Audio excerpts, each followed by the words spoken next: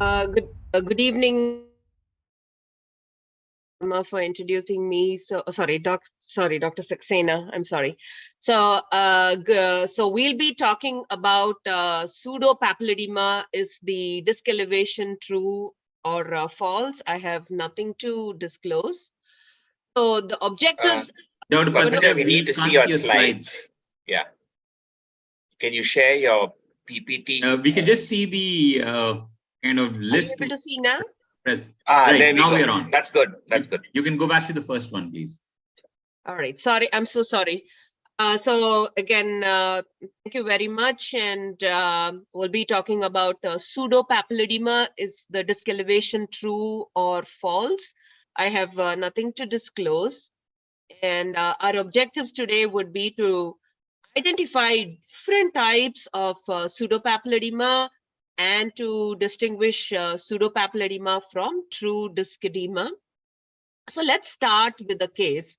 This is a 5-year-old boy who was referred to neuro-ophthalmology after identification of bilateral optic disc edema that was detected on a regular school exam. He had virtually no complaints. He's not overweight. And on exam, he's got reasonably good visual functions, maybe a little bit less visual acuity in the left eye, but no significant refractive error.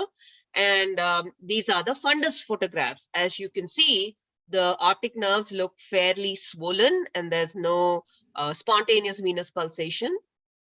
So we do an OCT, retinal nerve fiber layers obviously thickened related to the disc edema. So at this point, you want to stop and think, are we dealing with the true papilledema or is this pseudopapilledema? And I would say that is very hard to do just based on the appearance of the disc. But in this case, he already came with this mega workup, which was already done. So he's already had an MRI head and orbits, which was unremarkable. MR venogram with contrast showed hypoplasia of the right transverse sinus. Spinal tap under sedation, the opening pressure was about 18 centimeters of water with normal CSF exam. So after all this, it's easy to say, yes, this is pseudopapilledema, but in real life, these cases are very challenging. So going back to some basic definitions, so optic disc edema is swelling of the nerve fiber layer at the optic nerve head due to an optic neuropathy of any etiology. And papilledema, as we just learned, is a specific optic disc edema caused by raised intracranial pressure. And this term is frequently misused to diagnose or define optic disc edema. And pseudopapilledema is elevated appearance of the optic nerve head without edema of the nerve fiber layer. So we have to differentiate true disc edema from pseudopapilledema. This is a common clinical problem, but very, very challenging even to experienced examiners. Often patients, especially children, are noted to have the optic disc elevation during a routine exam.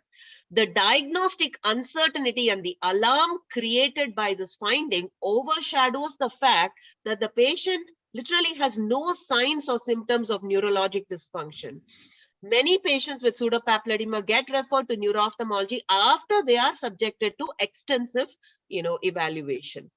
So when you look at disc edema, it has many differential diagnoses. Is this papilledema? Is this an inflammatory etiology? Is this an ischemic etiology? Are we dealing with a tumor or an infiltrative process? This could be from intraocular hypotony or intracranial hypotension, and we have to keep congenital conditions like your Leber's in mind. Similarly, pseudopapilledema also happen from many optic disc abnormalities. To top the list, we have optic disc drusen, but it could be a hyperopic crowded optic nerve, a myopic tilted optic nerve. It could be Burmister's papilla, myelinated nerve fibers, vitropapillary traction, and peripapillary mass. Let's look at some types of pseudopapilledema. The first is a hyperopic eye with a short axial length who can have a congenitally small optic nerve with a crowded optic nerve head as shown in this photograph. If it's a myopic eye, they have a long axial length. The nerve can be inserted into the globe at an oblique angle. So the nasal part is relatively elevated compared to temporal, and this gives the false appearance of an optic disc swelling.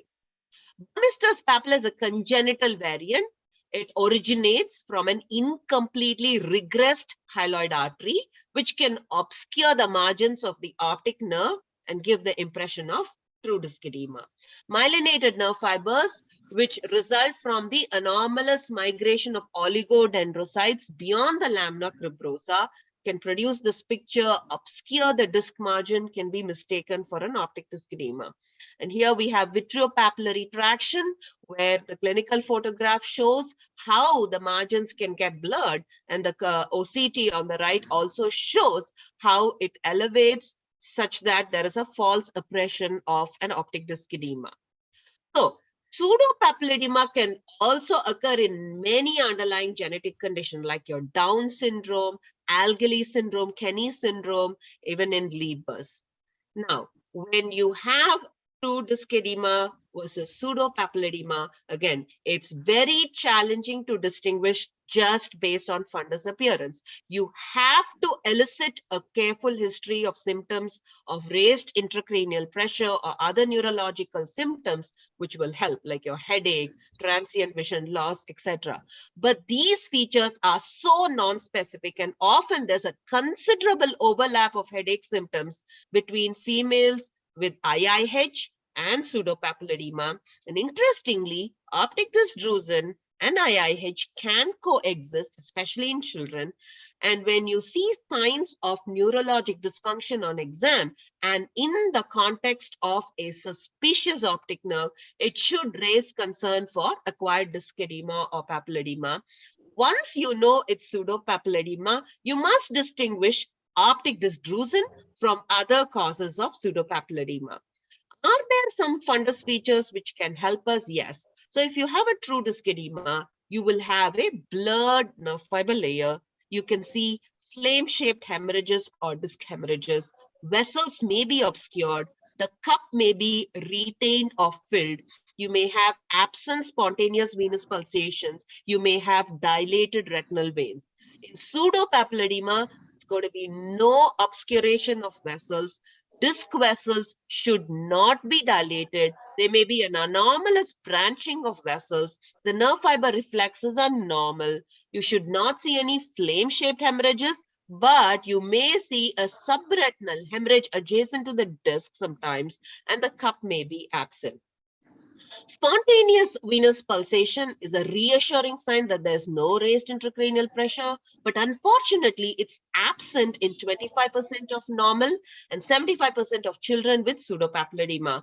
So the absence of SVP is not specific to raised intracranial pressure.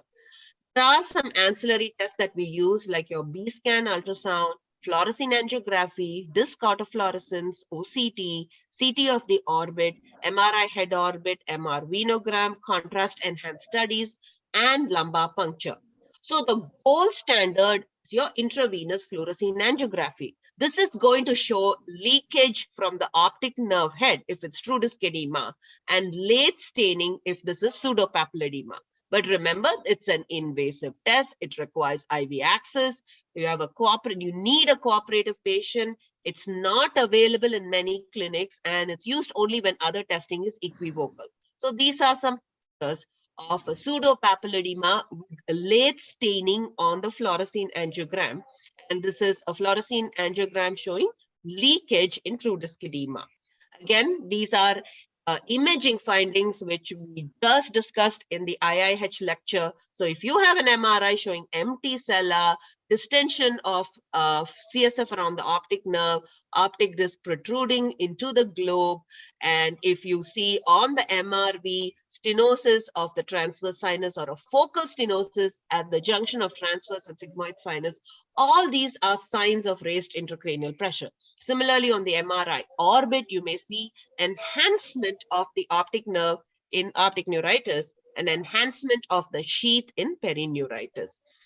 On spinal tap, you can confirm elevated intracranial pressure when it's 25 or above in adults, 28 or above in a sedated or obese child, 25 or above in a non-obese, non-sedated child. And again, the CSF analysis is going to help with identifying an inflammatory demyelinating cause. Let's talk about optic dysdrusen, which is a very common cause of pseudopapilledema. These are extracellular deposits of calcium, hyaline, and other proteins, which are located posterior to the Bruch's membrane, but anterior to the lamina cribrosa.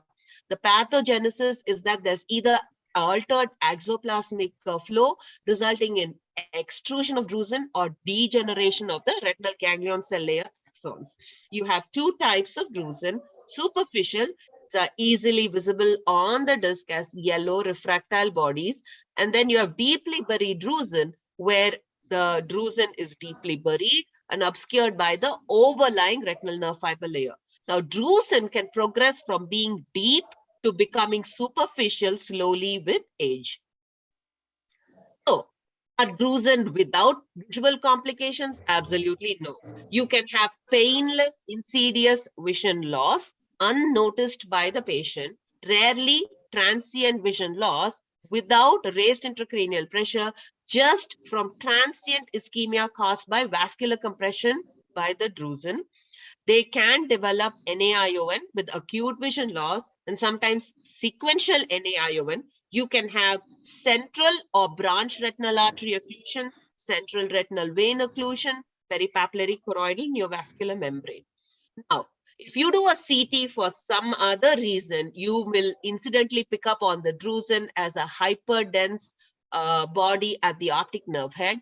If you do a fundus fluorescein, if you do a fundus autofluorescence, which is done on an OCT or via pre-injection photos during intravenous fluorescein angiography, the superficial drusen will autofluoresce. On ultrasound, you can identify a hyper-echoic signal at the optic nerve head, which will create an acoustic shadow and a deep reduplication artifact, and the strong signal will persist even if you minimize the gain setting. Now, OCT is a very valuable tool. It cannot distinguish your true disc edema from pseudopapilledema. There are some techniques like your enhanced depth imaging OCT or the swept source OCT visualization of the deep drusen. So drusen will appear as a hypo-reflective mass with a hyper-reflective border on EDI OCT. And this also helps to identify forms which are peripapillary hyperreflective ovoid masses that were mistaken for drusen, but now we know is a distended axon. So EDI OCT has become a very sensitive test for identifying optic disc drusen. So in conclusion, differentiating pseudopapilledema from true disc edema is not easy even for experienced examiners. Optic disc drusen in children is typically bilateral. It tends to be more buried than in adults. If you have true disc edema, it definitely mandates explorations for secondary causes of intracranial pressure or other causes of true disc edema. Optic disc drusen can occur simultaneously with IIH, especially in some children. And these ancillary tests like ultrasound and fundus autofluorescence may be helpful in distinguishing the two, but sometimes they are less sensitive for detecting buried drusen, especially in children. And that's my last slide, and I'm happy to take questions.